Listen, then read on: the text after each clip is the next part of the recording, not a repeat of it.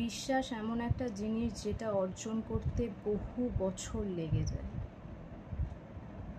অনেক সময় লাগে একটা মানুষের ওপর একটা মানুষের বিশ্বাস তৈরি হতে, কিন্তু সেই বিশ্বাসটা যখন ভাঙে সেটা কিন্তু কয়েক সেকেন্ডে ভেঙে যায়।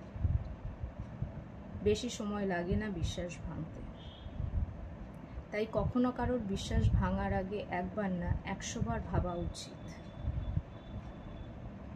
আমরা কখনো কোনো কাজ করার আগে ভাবি না, কিন্তু গোটা একটা মানুষ তার সব কিছু বজায় রাখতে পারে যদি তারা এই ছোট ছোট জিনিসগুলোকে মাথায় রাখতে পারে।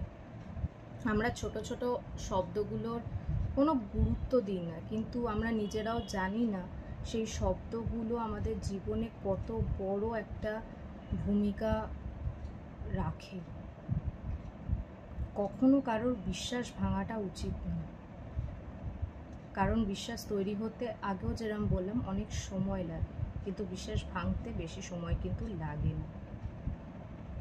একটা মানুষ যখন একটা মানুষকে বিশ্বাস করছে, সে নিশ্চয়ই অনেক কিছু ভাবনা চিন্তা করে সেই বিশ্বাসটা করার চেষ্টা করছে বা করছে, কিন্তু সেই মানুষটার বিশ্বাস যদি আমরা ভাঙি তাহলে আমরা নিজেদের ওপর যে অন্যায়টা করছি সেটাও কম না, আর সেই মানুষটা ওপর যে অন্যায়টা করছি সেটাও কিন্তু কম না।